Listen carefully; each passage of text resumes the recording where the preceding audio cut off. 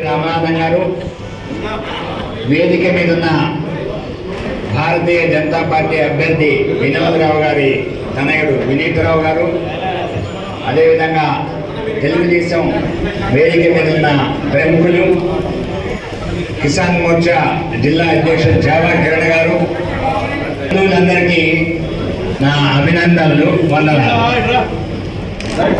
మిత్రులారా, ఈరోజు ఖమ్మం జిల్లా రాజకీయంగా చాలా చైతన్యవంతమైనటువంటి ఒక జిల్లా. అదేవిధంగా తెలుగుదేశం రాష్ట్రంలోనే ఒక బలమైన పటిష్టమైనటువంటి ఒక పునాదులు కలిగి ఈ ఆంధ్రప్రదేశ్ రాష్ట్రం నుంచి కూడా తెలుగుదేశం పార్టీ ఆవిర్భావం నుంచి ఖమ్మానికి తెలుగుదేశం పార్టీగా ఒక పేరు ప్రతిష్టలు కలిగినటువంటి ఒక జిల్లా. మీ అందరి ముందు నేను ఈరోజు వచ్చి మిమ్మల్ని విన్నవించడానికి, మీకు అప్పీల్ చేసుకోవడానికి వాళ్ళు రావడం ఒక విధంగా భారతీయ జనతా పార్టీగా మా అదృష్టంగా భావిస్తున్నాను.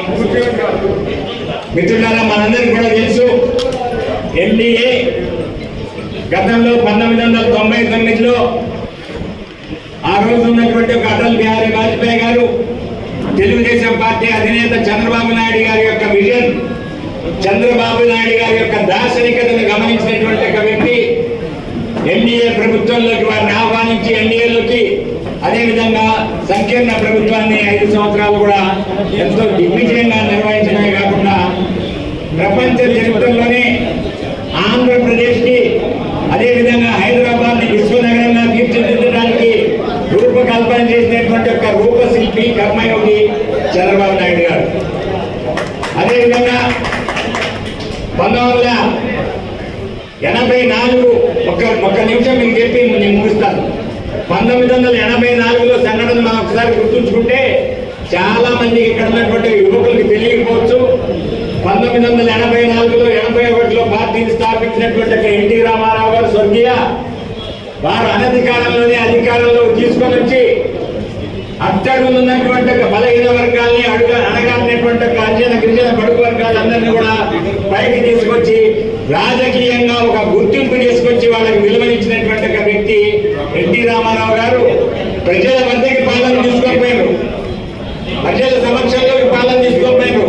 తెలంగాణ ప్రాంతాల్లో ఉన్నటువంటి ఒక పటేల్ పట్వారీ వ్యవస్థలు మొత్తాన్ని కూడా రద్దు చేసి గ్రామ స్థాయిలో గ్రామీణ ప్రాంతాలకు అందుబాటులో ఉండే విధంగా, దయచేసి ఒక్క నిమిషం, గ్రామీణ ప్రాంతాలకు అందుబాటులో ఉండే విధంగా తీసుకుపోయినటువంటి చంద్రబాబు ఎన్టీ రామారావు గారిని ఈ దుష్ట కాంగ్రెస్ ప్రభుత్వం ఆ రోజు 1984లో అప్రజాస్వామికంగా ప్రజల మన్ననను పొందుతున్నటువంటి ఒక మహానాయకుడుగా ఉన్నటువంటి మన స్వర్గీయ ఎన్టీ రామారావు గారిని అతి దారుణంగా అప్రజాస్వామ్యంగా 356 ఆర్టికల్ని పెట్టి రద్దు చేసినటువంటి ఒక దుర్మార్గమైన ప్రభుత్వం కాంగ్రెస్ ప్రభుత్వం ఆ రోజు. మిత్రులారా, మీ అందరూ కూడా తెలుసు, తెలుగుదేశం పార్టీకి అండగా నిలబడేటువంటి యొక్క మన మాజీ ఉపరాష్ట్రపతి వెంకయ్య నాయుడు గారు కానివ్వండి, ఆ రోజు ఉన్నటువంటి భారతీయ జనతా పార్టీ నాయకులందరూ కూడా తమ సర్వస్వాన్ని ఒడ్డి అనేక నెలల పాటు ప్రజాస్వామ్య ఉద్యమాన్ని చేసి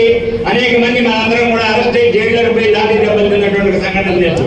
కాబట్టి మిత్రులారా, దయచేసి ఆ రోజు ఎన్టీ రామారావు ఆశయాలు ఏవైతే ఉన్నాయో కాంగ్రెస్ కి వ్యతిరేకంగా ఉన్నటువంటి ఆలోచనని మళ్ళీ ఈ రోజు చంద్రబాబు నాయుడు గారు ఈ దేశానికి దిశానిర్దేశం చేసేటువంటి ఒక వ్యక్తి మోడీ గారు. కాబట్టి వారితో స్నేహం చేయాలి, వారితో కలిసి పనిచేయాలి, ఈ యొక్క ఆంధ్రప్రదేశ్ ని అభివృద్ధి చేయాలి, తెలంగాణ ఆంధ్రాని తెలుగు వాళ్ళని అందరినీ కూడా అభివృద్ధి చేయాలనే ఆలోచనతో చంద్రబాబు నాయుడు గారు తీసుకున్నటువంటి నిర్ణయాన్ని మనందరం కూడా హర్షిస్తా ఉన్నాం. మిత్రులారా, ఇవాళ ఇక్కడ ఉన్నటువంటి పరిస్థితి చూసినట్లయితే కాంగ్రెస్ టిఆర్ఎస్ రెండు కూడా ఒకే తాను బట్టలు, కాసేపు ఈ పార్టీలోకి కాసేపు ఆ పార్టీలోకి పోతా ఉన్నారు.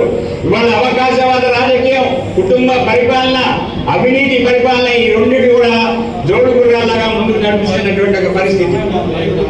దయచేసి మీ అందరినీ కూడా రిక్వెస్ట్ చేస్తా ఉన్నాం, భారతీయ జనతా పార్టీ అభ్యర్థిగా కాండ్ర వినోదరావు గారు నిస్వార్థపరుడు, ప్రజాసేవకుడు, అదేవిధంగా ఏ విధమైనటువంటి యొక్క మచ్చలేనటువంటి ఒక వ్యక్తి, సరైనటువంటి ఒక దార్శనికత ఈ ఖమ్మం జిల్లా మీద అభివృద్ధి చేయడానికి కావాల్సినటువంటి దార్శనికత కలిగించే వ్యక్తి తాండ్ర వినోదరావు గారిని తెలుగుదేశం పార్టీ సభ్యులుగా, నాయకులుగా, కార్యకర్తలుగా అందరూ కూడా ఈ యొక్క తాండ్ర వినోదరావు గారి గెలుపుకి సమన్వయంతో, సమిష్టితో ముందుకు పోయి వినోదరావు గారి గెలుపుకి మీరందరూ కూడా సహకరించవలసిందిగా చేతులెత్తి నమస్కరిస్తూ సెలవు.